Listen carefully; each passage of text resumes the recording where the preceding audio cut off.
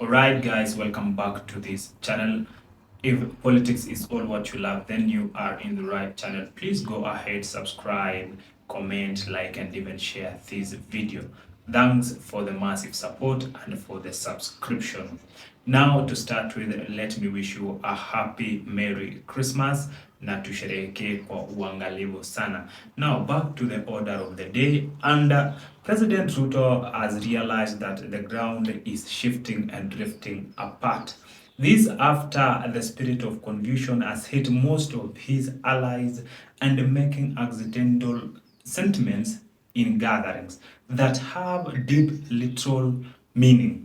Now, what am I talking about? We witnessed Gladys Boschole making her sentiments in church and saying that, we are your good servants, and whatever you say, then we are at your knees and we execute it.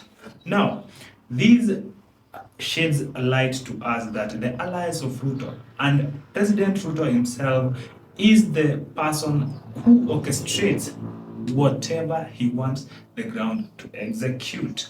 Now, aliendelea akasema kwamba kama unataka Gachagua aende nyumbani, basi sisi ni nani tukatae? We are very brief people and we do this. Can you just listen to this? Entire congregation of AIC Kipkorgot, I am grateful to be here to fellowship with you here today. It is a great day and it's a day that we just give thanks. You know, I'm one of these people, I'm told to speak briefly, I speak briefly. Your Excellency, I'm your loyal foot soldier. When you tell me speak briefly, I speak briefly. If you tell me Gachagua ende nyumbani, Gachagua anaenda nyumbani. So I always follow orders, and I will follow those orders today, and therefore I'll be very brief. I've just come to say thank you, Your Excellency, for supporting this church. I also want to say thank you very much to Honorable Sudi, who spearheaded the construction of this church. By this, you realized that this was a direct order from the state. And Ruto never wanted for the citizens to know that hii ilikuwa ni mpango yake. He wanted everything to remain organic in the ground, so that akitaka kwenda Mount Kenya, basi anaweza enda freely. But right now people are very apt and they know what is continuing. And right now you see the mountain is quietly shifting. And upendo huko kidogo imedidimia, so kwenda huko inakuwa kitu ngumu sana. Alikuwa anataka ouster or to impeach Gachagua in a way that hata akienda Mlima Kenya, all he can say is that, this was not all my plans, but it was the plans of the MPs.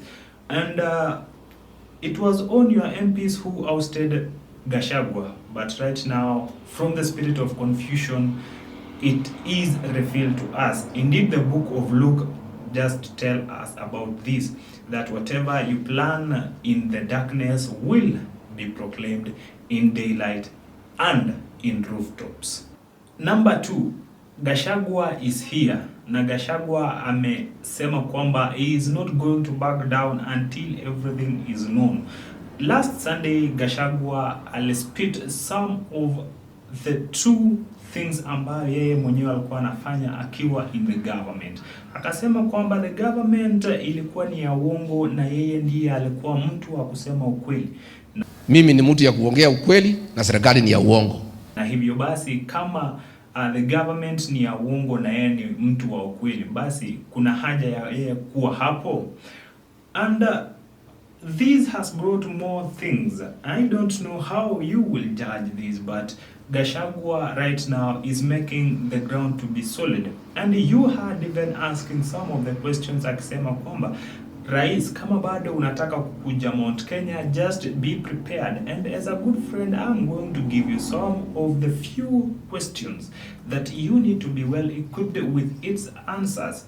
Ndio ukuje uambie watu wa mlima, but just know that asira bado iko. And Gachagua said that I did all my best to could deny the projects that I was seeing that it is of no use to the common mwananchi.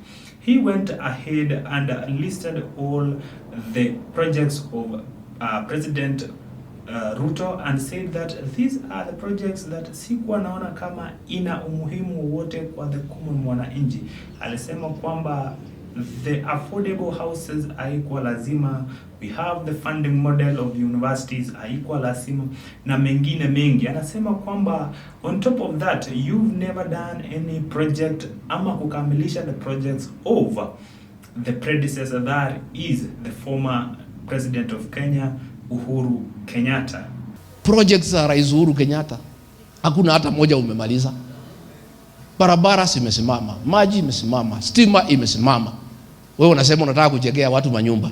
Sasa hii manyumba kama hakuna barabara, watu watafika kwa hii manyumba wakipitia wapi? Now, when Ruto realized that the ground in a shift, akaamua kwenda to the western so that he can unite the people back.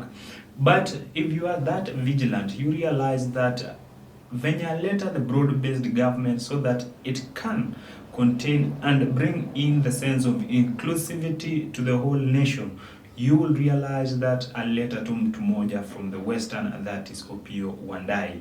And you know that right now the ground inajua vizuri, so kujesea the ground itakuwa noma sana, na I think that plan backfired too. After the people being vigilant and realized that Ruto is playing games to them, now Ruto ni kama realize pia yeye akasema, before kuchomeke kila mahali, then let me do something. Do you people know that Musa Faki, the AUC chairman, was in area na alikuwa pale Gilgoris wakihold a secret meeting with the president of Kenya, that is William Samoei Ruto. Now, as a political analyst, najua unajiuliza mambo mengi ambayo pia mimi najiuliza, and I had some of the assumption, and the first assumption is that if Musa Faki ali-invitiwa na Ruto, then it might be Ruto wanted to blanket the people from the western that, you know, I did my best so that this person or Raila will get the AUC chairmanship. Now, at least he will be having the faith of the people. Number two, if Musa Faki was being invited by the president of Kenya, then it might be only from the friendship terms. Labda walikuwa wanataka washerekee Christmas, of which that it will be the least assumption that I will make. And if Musa Faki alikuwa anakuja Kenya kumvisit the president of Kenya without the president of Kenya kumwalika, then it might be Musa Faki alikuwa anakuja, then the time ambayo ana hand over the AUC chairmanship to the person ambaye atapata kiti, there will be some smooth transition. So this means that Musa Faki itabidi aende to other countries ambayo wanawania the AUC chairmanship. For example, Mahmoud of Djibouti lazima pia aende Djibouti, ndio at least when the AUC itaenda huko, bas itakuwa in a smooth transition. Now, what's your take on this? As we know that the people ambao kidogo wanawania the AUC chairmanship with a lot of percentage kuchukua hii kiti ni Mahmoud of Djibouti na Raila of Kenya.